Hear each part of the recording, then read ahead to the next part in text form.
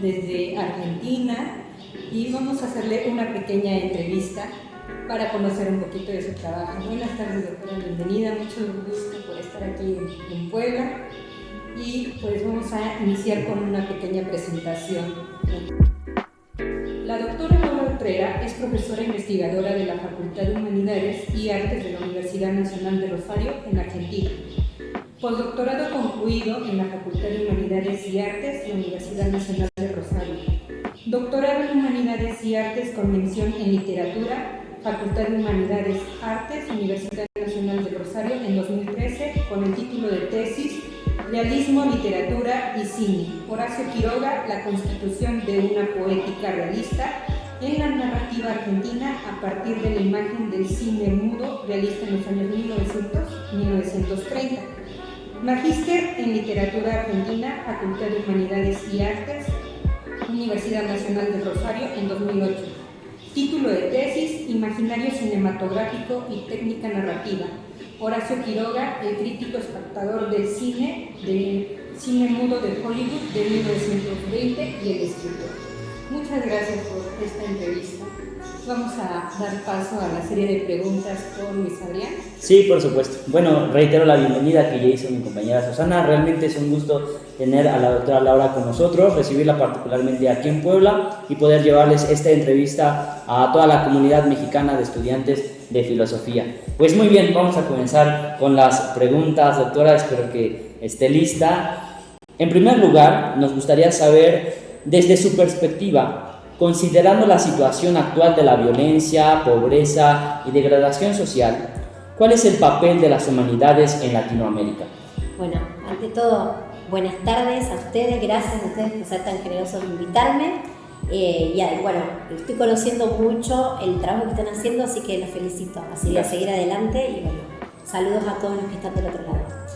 Interesantísima la propuesta que me hicieron de la entrevista. Fundamentalmente empezar con esa pregunta, porque podremos empezar por otra, quizá un poco más marketinera, como decimos. Pero realmente la situación de violencia por la que está, y de pobreza por la que está atravesando, las violencias, como digo siempre, por la que está atravesando nuestro territorio y nuestro continente, digamos, tiene que ver justamente con un rol que debe cobrar mayor actividad y compromiso, que es el rol justamente de las ciencias humanas. Cuando digo esto, lo pienso en función no solamente de las cuestiones de compromiso social que pueda tener un profesor o un investigador, sino que tiene que ver con el rol del pensamiento y de la cultura, en el caso justamente de cómo trabajar y cómo tratar estas violencias. Y lo digo en función de los sistemas educativos, lo digo en función de cómo las políticas públicas se están pensando. Siempre digo que en un Ministerio de Economía, que por supuesto tiene que haber doctores en economía, también son necesarios los sociólogos. Y cuando doy este ejemplo, lo he dado en muchas de las conferencias que he dado en otras partes de Latinoamérica, lo pienso en función de la importancia de entender la coyuntura, ¿no? De entender el imaginario social de esa comunidad, porque no es lo mismo una medida económica aplicada desde un gobierno que lo piensa en una comuna, ¿sí? Como desde un gobierno que lo piensa en una provincia. Bueno, nosotros tenemos, en nuestro caso en Argentina, tenemos provincias, ciudades, pueblos, ¿sí? Es distinta a la distribución que ustedes tienen, pero es similar, ¿sí? Lo que digo es que es necesario, las humanas necesitan aportar a los estudios y también necesitan ser las que se sienten en las mesas de discusiones de quienes están llevando adelante las políticas públicas. Entonces, las ciencias humanas no son solo importantes porque puedan producir relatos y libros de investigación que son unos más interesantes que otros, ¿por qué no? Sino porque también tendrían que ser mecanismos de consulta permanente y de conformar esas mesas de discusión y formalización de poder pensar cómo intervenir en nuestros territorios para, no sé si frenar es la palabra, sino para trabajar con esas violencias y ver de qué modo se las puede empezar a prevenir y, por supuesto, erradicar. Entonces, así como son necesarias las ingenierías y así como las ciencias humanas, tenemos que empezar a mirar las ingenierías. Por eso es importante tanto la interconexión de diferentes saberes. ¿Para qué? Para tener justamente el mundo que todos estamos necesitando, que es el mundo, todo es el mundo del futuro, no, el mundo del presente. El presente necesita la interdisciplinariedad trabajando para producir libros, pero sobre todo para escribir las políticas públicas que se lleven adelante en los territorios. Sí, definitivamente, eso implica también preparación de parte de las humanidades, es decir, no llegar como improvisados a tratar de establecer políticas públicas con un desconocimiento del contexto y de los mecanismos para emprenderlas de manera efectiva. Por supuesto, es preparación, pero es también, esa preparación tiene que ver, creo hoy, quizás me estoy equivocando, no solamente con la expertise. Claro. Digamos, la expertise no hay que perderla, por supuesto, pero la expertise hoy no puede ser la herramienta, o sea, ¿es nuestra herramienta de trabajo? Claro que sí, porque salís con un título y te permite trabajar, ¿sí? Ahora, la expertise no puede ser nuestra herramienta ante la vida, es una herramienta más que tiene que de alguna manera articularse con la expertise de otros, y es ahí donde creo que el diseño de esas políticas públicas de donde debería partir. De hecho, hay casos en el mundo global, de hecho lo hemos pasado con la pandemia, pero también antes, desastres naturales. Obviamente un desastre natural es algo impensable, algo que no tenemos en el dominio humano, ¿no? Y sin embargo, luego de un desastre natural que no se pudo, el hecho de cómo continuamos, cómo seguimos, cómo paliamos, bueno, para esos momentos no solamente se sentó el economista, se sentó el sociólogo, ¿sí? Estoy hablando de, qué sé yo, esto pasó en los Países Bajos incluso. Se sentaron diferentes disciplinas a diseñar una respuesta, para justamente seguir adelante. Y siempre con una perspectiva y una lente diferente, y esa lente siempre, como digo, es interdisciplinar. Por supuesto. Muy bien, gracias doctora. La siguiente pregunta. En su línea de trabajo notamos la preocupación constante de enlazar las humanidades con diferentes áreas y disciplinas. ¿Cuál es la importancia de la interdisciplinariedad de las humanidades? Te voy a contestar con algo que me pasó en Bucaramanga en el 2019. Me invitaron al UFEST, que es un festival, Universidad Industrial de Bucaramanga. En realidad el UFEST, que es la lectura o la devolución que la institución, la universidad, hace respecto de los 17 Objetivos de Desarrollo Sostenible. O sea, cómo la universidad va trabajando con los 17 Objetivos de Naciones Unidas. Bueno, ese año tuve la suerte de ser invitada y ser la panelista que inició el festival. Y fue para mí un regalo de donde sea, ¿no? Un regalo maravilloso. Pero también para las humanidades, que de repente las ingenierías le hayan dicho, che, ¿por qué no son ustedes los que abren esta vez el festival? Para ellos fue todo un momento en el que esto, ¿no? Se la mesa porque vos sos tan importante, o sea, tu expertise es tan importante como esta. Bueno, resulta ser que un ingeniero, después de haber abierto el festival con un ensayo de hecho que salió publicado en Brasil el año pasado sobre el aporte de las humanidades al desarrollo sostenible de los 17 objetivos, me comenta que iban a llevar luz eléctrica a la comunidad, agua, porque digamos, llevando la luz iban a poder potabilizar el agua y demás, y que le costaba mucho en una comunidad también alejadísima, con escasos recursos, pero que dice, imagínese lo que iba a hacer para esta comunidad poder contar con esos recursos. Ahora, una comunidad que tenía su cultura y que tenía su modo de ver, claro, ¿no? La vida. Entonces me decía, nunca le pudimos hacer entender lo importante que era la intervención que hacíamos desde el Estado. Que eso significaba para ellos derechos humanos también, porque el agua es esta pregunta. Yo te hago esta consulta. Digo, me imagino que obviamente está el recurso económico con el que tenés que contar para intervenir el territorio y tener todo para el cableado y para pasar el agua, ¿no? Le digo, pero me imagino que tiene que haber habido un estudio de la cultura, un estudio del imaginario social tejido en relación a esas familias, tradiciones, ¿no? Si hay matriarcado, si hay patriarcado, si cómo funciona. Entonces me dijo que no. Entonces yo le dije, mira, no sé si era la solución, pero lo que creo es que quizá la intervención que ustedes tenían que hacer, obviamente, desde la ingeniería y desde la economía, pero necesitaban esa otra intervención que era quizás con un psicólogo social, ¿sí? Con equipos interdisciplinarios de psicopedagogos que trabajen con los maestros de la también trabajen con los doctores, ¿no? Con las médicas que trabajan con esos niños y esas familias, y que en esa suerte de integralidad, de mirada integral, pudieran sentarse con quienes estaban en esos barrios, en ese territorio, en ese pueblo, y decir, miren, para lograr esto, miren lo que podemos hacer, tal y tal cosa. Siempre desde una mirada que podemos decir mucho más social, mucho más humanística, que necesita del recurso de la ingeniería, pero que la ingeniería necesita del recurso de lo social y de la humanística. Por eso digo que esto tendría que ser un tejido.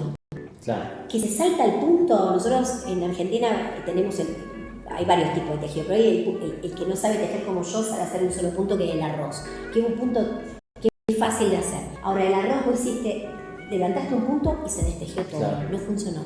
Bueno, yo creo que es esa la importancia de trabajar de manera integral y articulada entre las disciplinas. O sea, la interdisciplinariedad se debería trascender, tendríamos que sobrepasarle con un tejido que es humano, que es más, digamos, que es más exacto o menos exacto. Menos exacto está algo que estuvimos conversando con ustedes hoy y que tiene que ver con la equidad. Claro.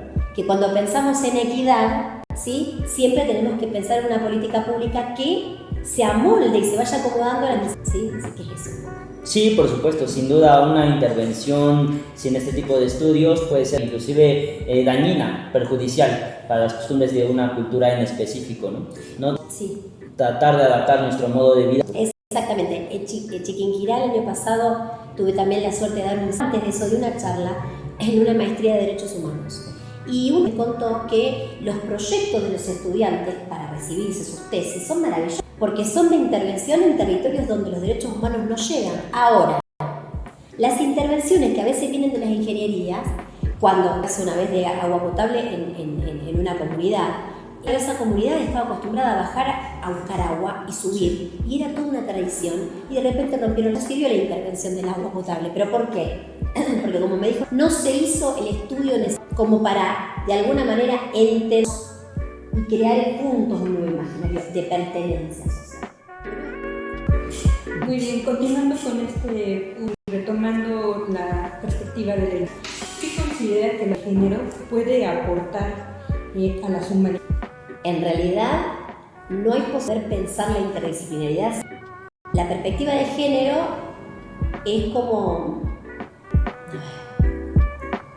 dialogada permanentemente dentro de lo que son las humanidades. Pensada, peleada, discutida, llevada adelante y no estoy diciendo que lo único llevar, porque miren, muy bien esto, porque somos profesionales y somos universidades, ¿no?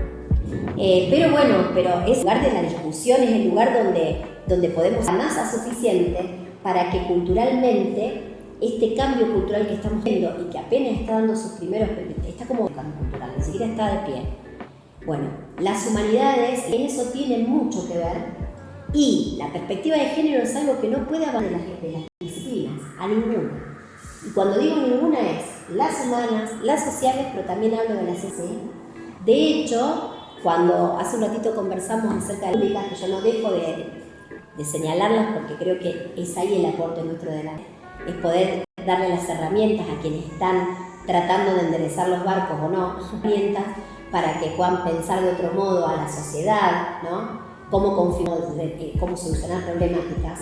No hay posibilidades de pensar en políticas públicas sin la perspectiva. La lente tiene que estar ahí. Y es una lente, ojo, no está puesto, no es natural. Que ahí mentimos. Es una lente, hay que colocarla con lo que significa eso. Significa discusión, eso significa discusión entre mujeres. Porque esto no es un problema con los hombres, esto es un problema cultural. El patriarcado es algo que incluso nosotras mismas somos las grandes reproductoras del patriarcado, y esto del de configurarse y volverse y vamos a ver cómo ayudamos al varón. Yo estoy de acuerdo siempre y cuando también estemos de acuerdo que las primeras que tenemos que observarnos hacia adentro somos nosotras mismas, para no reproducir los patrones, ¿no? Siempre digo, a mí me criaron con mucho amor, pero yo he tenido reproducción de patrones patriarcales que fueron escuchados en mi familia, y no porque no me hayan querido, y de mujeres, sino porque es parte de la cultura. Entonces de repente estamos en un momento de despertar, y ese despertar, que es empezar a gatear de la cultura, en ese despertar la lente, vuelvo a decirles, de la perspectiva de género tiene que estar en todas las disciplinas, y las humanas y las sociales es como que podremos decir naturalmente deberían ser las que las lleven de la mano, ¿sí? Las trabajen, las retrabajen, las observen, las hagan cumplirlas, ¿no? Den herramientas para que esto no quede obsoleto y lo disfuncional no cree conflicto. Y si hay conflicto, porque el conflicto tiene que ver con justamente no la imposición, sino que tenga que ver con crear nuevos hábitos, ¿sí? ¿No? Hay que, una de las perspectivas dice, bueno, hay que destruir estos hábitos. Es difícil, las estructuras son muy duras, son muchos años de reproducir lo mismo, ¿no? De reproducir los mismos estereotipos sociales. Entonces de repente, como a veces es tan dura la argamasa, es el momento en el que las humanidades podrían ser, con esa lente de género, ¿sí?, quienes crean esos nuevos hábitos. Si nosotros creamos nuevos hábitos sociales, lo que estamos haciendo es generando cultura. Y también está la parte de que nosotras ir logrando visibilizarnos, ¿no? Ir ganando espacios, difundir nuestro trabajo, promovernos entre nosotras, lo que no significa que no podamos promover a un varón. Pero a nosotras nos enseñó la cultura a decir que Susana y Laura competían solo por ser mujer, ¿no? Entonces, ¿por qué? Porque era fácil y estaba buenísimo para la cultura que Susana y Laura la lleven mal. ¿Por qué? Si a lo mejor lo que ella hace me aporta mucho a mí y viceversa. Pero ojo, esto tiene que ver con una posición, como les digo, que es cultural. Es como decir, bueno, las mujeres entre sí son competitivas, las mujeres entre sí son envidiosas, las mujeres son chumas, las mujeres no. Los hombres también tienen sus estereotipos, y ojo, porque siempre estamos hablando del tema de las mujeres y a los hombres también lo encasillan. Si el hombre llora, será poco hombre si llora, no puede ser sensible. El hombre tiene que ser macho, el hombre tiene que ser duro, el hombre tiene que estar ahí para levantar su familia, para hacer el sostén familiar, y de repente te quedaste sin trabajo a los 45 años y tu mujer que te ama es la que levanta la olla, la que para la olla, como decimos en la Argentina, y está muy bien.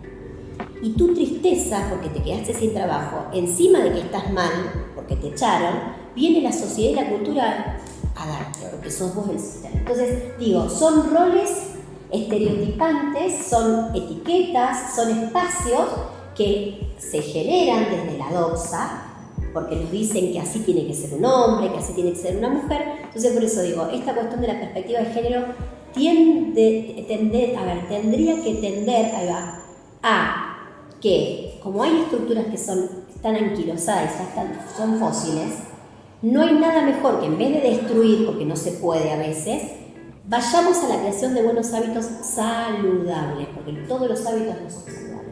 Fue un hábito, decimos también, que nosotras dos competíamos. Eso es un hábito, se creó como una verdad, porque la repitencia, repetimos, hay un dicho que me encanta que dice, miente, que algo quedará. Cuando habla uno del chisme, ¿no? El chisme social. Miente, que algo quedará. Bueno, la creación de estereotipos tiene que ver con la repetición de patrones. Entonces, el patrón de cómo ser un buen marido, una buena mujer, bueno, la lente de género tiene que estar en todas las disciplinas. Las humanas, las sociales las deberían llevar de la mano. Y es ahí donde las mujeres, visibilizándonos, sosteniéndonos, no pensando, tema paridad, que muchas veces lo pensamos, ¿no? Creo que las mujeres tenemos más de una razón para poder estar sentadas en una silla de decisión. Y esa razón no puede ser 50 y 50. Ah, no, acá hay 4 hombres, que haya 4 mujeres. No, la razón es el trabajo. La razón es las ganas que tengo de transformar esta mesa de decisión. La razón es, che, qué bueno que lo que estás diciendo vos que sos varón. Che, y si escuchamos esto otro, ¿vos qué te parece? Si laburamos juntos, ¿no? Eso. Visibilizarnos, trabajar. Y bueno, el valor nuestro está dado en la prepotencia de trabajo, como decía Roberto Am, ¿no? Cross en la mandíbula, prepotencia de trabajo. Es así como la lente y con lente de género. Con las gafas puestas, ¿no? Para que eso no falte, y cuando nosotras veamos que nos están faltando las gafas, que no son los ojos, es algo que nos colocamos, porque también es algo cultural, ¿sí? Cuando vemos que ya estamos mirando medio turco, hay que ir al oftalmólogo para tener las gafas puestas y no olvidarnos. Así que el rol es fundamental. Muchas gracias, doctora. Vamos con la siguiente pregunta que aquí preparamos para usted. Ante la situación actual de la incertidumbre laboral y los problemas económicos, ¿qué consejo le daría a un recién egresado de una licenciatura en Humanidades o Artes? Bueno, nosotros en Argentina tenemos todo un tema con las licenciaturas, diferente a lo que ocurre aquí en México. Nosotros tenemos la carrera de grado, es profesorado y licenciatura, y después tenemos las carreras de posgrado. Y nos está pasando que muchos de los estudiantes que hicieron el grado profesor pasan a la maestría directamente, porque vemos, y nosotros incluso hasta los mismos docentes, que esa especialización de la licenciatura es muy pobre para lo que sí encuentran en un posgrado, ¿sí? Para aquellos que quieran seguir la investigación. Entonces nosotros hoy estamos en conflicto respecto a la categoría de licenciatura en la Argentina, ¿sí? No es lo mismo que acontece aquí en México. Lo cuento porque es algo que sale siempre en las charlas con los docentes. Ahora, el consejo que puedo darles es, en realidad, a ver, si elegiste la carrera, es una carrera que a uno le abre, para mí, varias puertas.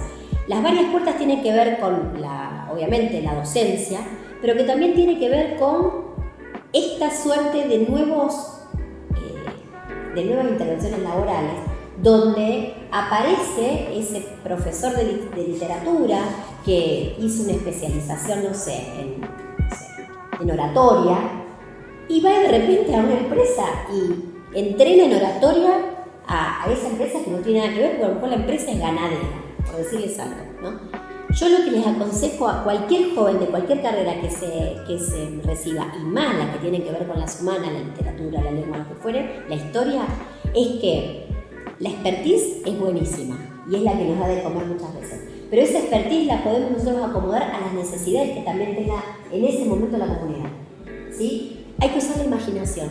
Por eso, para mí y para muchos investigadores, de hecho, es tan importante, no es que somos ni lo mejor ni lo más bonito de todas las disciplinas, pero ¿cuál es nuestro verdadero aporte? El aporte de las humanas y de las sociales tiene que ver con algo que el ser humano no puede perder nunca, y que tiene que ver con la creatividad. La creatividad no está dada solamente en cómo dibujás, en si escribís bien, en cómo se te ocurre, no. La creatividad muchas veces la tenés que tener cuando abriste la heladera y tenés una zanahoria, un huevo y una cebolla. Esa creatividad que nos conforma y nos hace seres humanos diferentes y alucinantes y heterogéneos, nuestras carreras tienen, ahí sí, hay un tejido directo, la creatividad con las sociales y las humanas. Por eso digo que quien se reciba no pierda esa capacidad que nos da la carrera, que es la de la creatividad.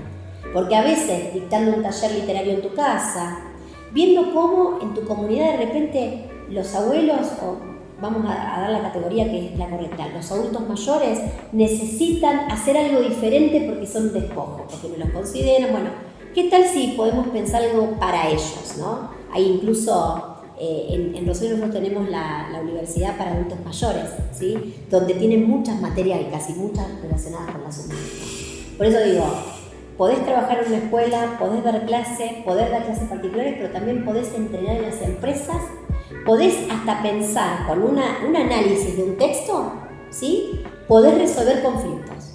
Porque cuando vos ves cómo trabaja un psicólogo social, yo no digo que hay que sacarle el trabajo a nosotros, no. Pero cuando vos ves, ellos se sirven muchas veces de textos literarios para poder analizar la situación y el contexto. Entonces ahí también, he visto también en otras partes de América Latina cómo se asocian. A lo mejor un profesor de literatura, un psicólogo, ¿no? Y arman como pequeñas, como si yo les dijese, instituciones donde los chicos que tienen problemas en el secundario van a clases particulares, pero son integrales de esas clases, donde a lo mejor el profesor de literatura vio que en realidad el problema de la literatura está relacionado con también problemas de matemática. Entonces, la creatividad, sobre todas las cosas la creatividad, y eso es lo que creo que nos salva.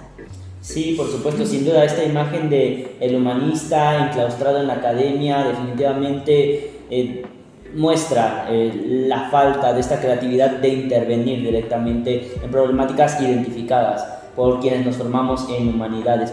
Que desgraciadamente, pues bueno, es muchas veces la imagen que se nos vende del intelectual bohemio que solamente anda en los cafés, recita sus discursos muy atractivos para la comunidad, pero bueno, de ahí en fuera no pasa, ¿no? Me parece mucho más atractivo. Hay un concepto de Adela Cortina que llama razón diligente, ¿no?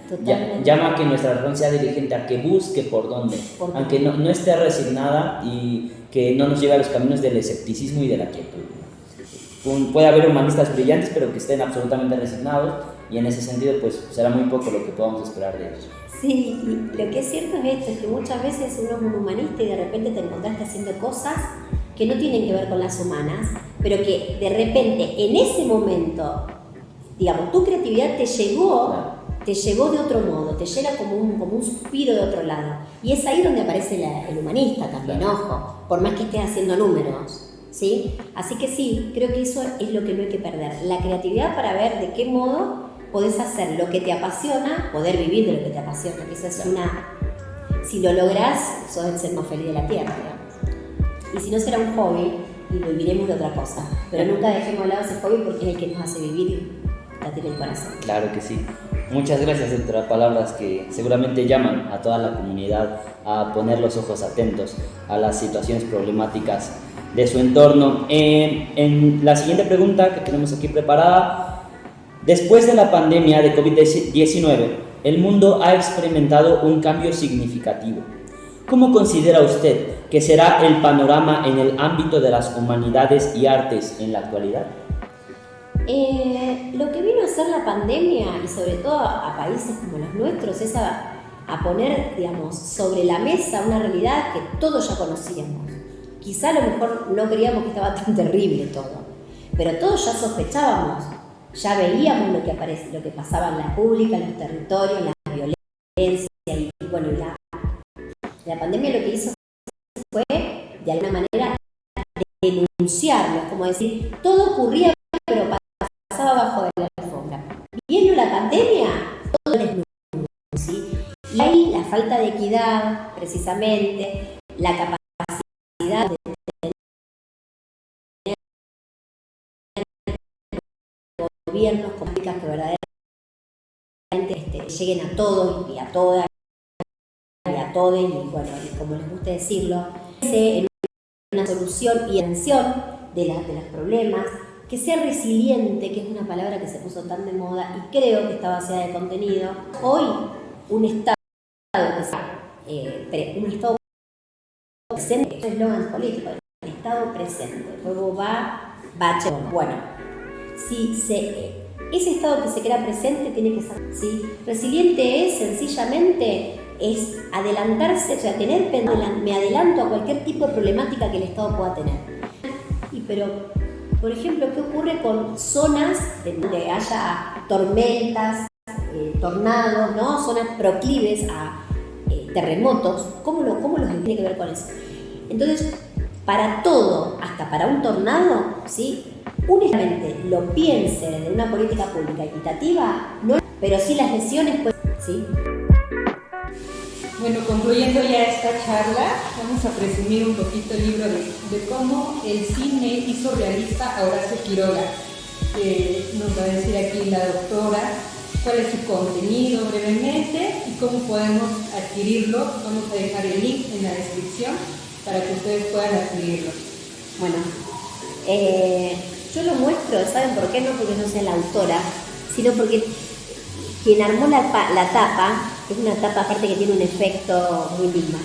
que es mi editor, Alejandro Ferrari. Yo tuve la suerte de escribir una tesis sobre un uruguayo, siendo argentino y creyendo, lo sigo creyendo, que es el creador de una parte importantísima, no solo importantísima, de la literatura argentina, más allá de que Uruguay siempre se enoja como digo. Entonces, no, digo, más allá del chiste, tuve la suerte de encontrarme con Masquiroga Ediciones, que justamente es Alejandro el editor que llevó adelante este trabajo, y fue él el que diseñó una tapa tan bonita que a mí me encanta. Y les cuento, sí, en realidad el libro es producto de la tesis doctoral, lo acomodé bastante, o sea, es aquella parte a lo mejor un poquito más rígida que suele tener toda tesis, traté de que no se notara demasiado, de que no esté, y tiene, podemos decir que el libro tiene como dos partes. Una primera, que incluso hasta yo había dudado de que esté en el libro, y fue Alejandro el que me terminó convenciendo, que podemos decir es una suerte de introducción a lo que significó el cine para cuando implosionó culturalmente en el territorio de América Latina, de toda Latinoamérica. Y ahí la relación con los escritores, ¿sí? Con los artistas, porque no es lo mismo aquel espectador que salía huyendo cuando se le venía la máquina del tren encima, que lo que le pasaba a un creador, a un artista, a un escritor, cuando de repente veía en el cine un nuevo arte, para algunos, para otros, un arte de cartón, y para otros un avance político, cultural, ¿sí? De determinadas, en particular de Norteamérica, sobre las poblaciones sobre la tierra yerma que significó el continente americano, ¿no? Así que bueno, esa primera parte está dedicada a esto, ¿no? A esta suerte de flexión entre lo que fue el arte, cómo fue considerado, cuáles eran las amenazas que se veían y cuáles las certezas. Muchos artistas e intelectuales determinaron incluso que el cine era arte antes de que se lo determinara como arte, y muchos otros negaban la posibilidad de que existiese como arte. Y la otra parte está dedicada a una suerte de revaloración que intento hacer de un artista como Horacio Quiroga. De toda la producción de Quiroga en particular, a mí siempre me inquietaron los 71 comentarios sobre cine que habían salido en la colección de Lozada, que se llamaba Cine y Literatura, que se llama Cine y Literatura. Eran 71 comentarios. Algunos comentarios como cualquier, como se comentaba en aquella época, estoy hablando de 1918, o sea, hablando quizá de alguna escena o del artista de cine en particular, o de por qué ir a ver esa película. Y otras, que son las más interesantes, y que son muchas de las reseñas de Quiroga, tratando de explicar esto que era nuevo con un lenguaje muy llano, muy, podemos decir, artesanal, pero que intentaba prototeorizar, ¿sí? Entonces, de repente, no podía decir traveling porque no tenía el recurso, pero describía en sus notas un traveling de cine. A mí me interesó muchísimo lo adelantado, porque él fue un adelantado en muchas cosas. Y en el cine también lo fue. Pudo ver en el cine un montón de cuestiones que recién van a, qué sé yo digo, hay un ensayo maravilloso que es la obra de arte en la época de la reproductividad técnica de Walter Benjamin. Yo no estoy diciendo, porque esto me llevó a muchas discusiones en muchas mesas, que Benjamin lo leyó Horacio Quiroga. No estoy diciendo eso. Sí digo que hay reseñas de Quiroga anteriores al ensayo de Benjamin que aportaban las mismas ideas, muchísimo mejor escritas por Benjamin, muchísimo mejor explotadas por Benjamin, pero ya estaban en el en las notas de Quiroga. Como también argumentos de películas de grandes del cine, Buster Keaton, ¿sí? Woody Allen con La Rosa Púrpura del Cairo, argumentos que ya estaban en los cuentos de cine de Quiroga, ¿sí? Así que bueno, la segunda parte está dedicada a esto, al Quiroga espectador, al enamorado de las estrellas y a quien vio en el cine una forma de real que no había observado en la literatura. O sea, mi propuesta teórica, ¿cuál es?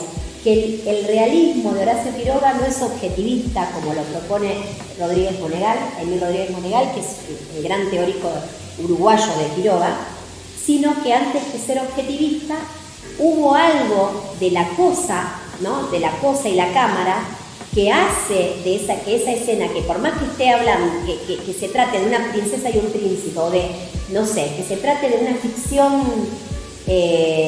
a lo Tolkien, algo pasa en el cine, ese verosímil ocurre entre la cosa, ¿no? El objeto y la cámara, y eso de real, ¿sí? Es lo que Quiroga ve en algunos relatos y narraciones cinematográficas. Entonces, ahí me dio la argumentación, estas notas, para sostener que el realismo que Quiroga crea en sus mejores cuentos, que son los de la selva, viene de la mano de la cámara, ¿sí? Y viene de la mano de la imagen, del movimiento, y no de la literatura. Eso es un poco lo que propone el libro. Así que bueno, se los dejo ahí para que el que le interese encontrarse con un Quiroga diferente, un Quiroga más técnico, más tecnológico, lo dejo a su criterio y a su evaluación. Muchísimas gracias por la entrevista, también por la presentación del libro. Seguramente despertó el interés de muchos de los miembros de la comunidad. Entonces, pues bueno, los invitamos a adquirir el libro y a seguir, por supuesto, de cerca también los próximos trabajos de la doctora Laura. Pues ha sido un placer que nos acompañe. Gracias. Verdaderamente un placer, lo digo con todas las letras, platicar contigo. Ustedes vieron la plática en cámara, pero bueno, también tuvimos pláticas más allá, el tiempo de pasear y pasarla muy bien, escuchar una linda conversación sumamente nutrida y muy pues también que nos ha complementado a nosotros, ¿no? Y pues nada, nuevamente le agradezco. Gracias a ustedes por la invitación, disfruté mucho de esto y bueno, me voy a terminar mi capuchino con más alegría todavía, así que bueno, que sigan con este proyecto y la verdad que es un placer colaborar con ustedes, así que cuenten conmigo para lo que necesiten. Excelente, gracias. Entonces, en próximas oportunidades nos estaremos viendo por aquí. Bueno, nos despedimos, hasta luego. Hasta luego.